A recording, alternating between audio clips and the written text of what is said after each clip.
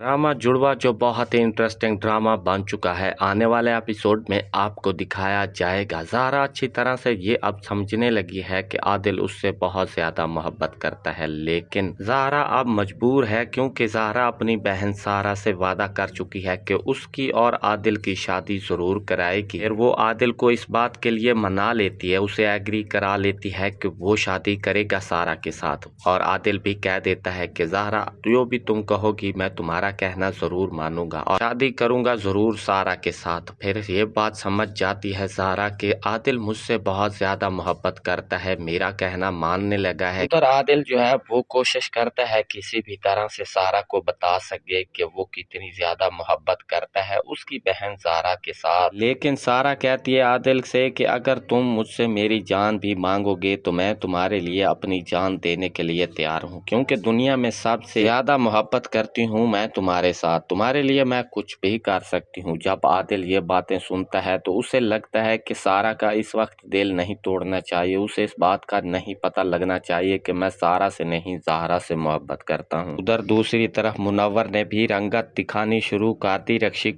को कहता है कि तुमने बदतमीजी से बात की है मेरी माँ के साथ, इस तरह तुम अपने घर में अपनी माँ के साथ पेश आती थी, तुम्हारा रवैया बिल्कुल वैसा ही है, और मेरी माँ मुझे मना करती रही कि तुम ऐसी लड़की नहीं जिसके साथ घर बसाया जाए। अभी तो मेरी तरक्की का सफर शुरू हुआ है और तुमने मेरे रास्ते में रोड़े अटकाने शुरू कर दी हैं। तुम कैसी बीवी हो, एक तरफ तो तुम मुझसे मोहब्बत के दावे करती हो और दूसरी तरफ तुमसे मेरी खुशी बर्दाश्त नहीं होती। फिर रक्षी कहती है कि तुम दूसरी औरतों के साथ इस तरह से बेतकल्लुफ होते रहोगे तो मैं खामोश नहीं खड़ी रहूंगी, तुम मेरे शौहर हो, मैं इस तरह से तुम्हें उनके हवाले नहीं कर सकती। मुनव्वर कहता है रक्षी से कि तुमने मेरी माँ की इंसल्ट की है, वो भी इन लोगों के सामने, और मैं अभी के अभी इन सारे लोगों के सामने जिस तरह से मेरी माँ को बेइज्जत किया, जिस तरह से तुमने मेरी माँ का हाथ पकड़कर पीछे धक्का दिया, उसी तरह तुम्हें भी मेरी माँ से माफी मांगनी होगी। अगर तुमने ऐसा ना किया तो तुम्हें यहाँ से सीधा अपने माँ के घर में भिजवाऊंगा, मैं तुम्हें अपने साथ नहीं ले जाऊंगा। लेकिन रक्षी भी जिद पर अड़ जाती है और कहती है कि तुम्हारी गलती है, तुमने जानबूझकर मुझे गुस्सा दिलाया, इसकी वजह से मैंने तुम्हारी माँ के साथ ऐसा बात करने पर मजबूर हुई। मुनव्वर कहता है कि बस बहुत हुआ, अब मैं तुम्हें मजीद बर्दाश्त नहीं कर सकता, अपना सामान उठाओ और यहाँ से दफा हो जाओ, चली जाओ अपनी माँ के घर पर। रक्षी जो है वो मजबूरन बोझल कदमों के साथ अपनी माँ के घर पर पहुँचती है। जब उसे फरत देखती है तो रक्षी रो रही होती है। फरत रक्षी से घबराते हुए पूछती है कि क्या हुआ रक्षी। फिर रक्षी कहती है कि मुझे मुनव्वर ने अपने घर से निकाल दिया है, मुनव्वर के आप बाहर निकल आए हैं, मुनव्वर जो है वो मुझे बिल्कुल भी इज्जत नहीं देता, हर वक्त अपनी माँ के पल्लू से बंधा रहता है, जो उसकी माँ कहती है वो वही करता है, मेरी बात भी नहीं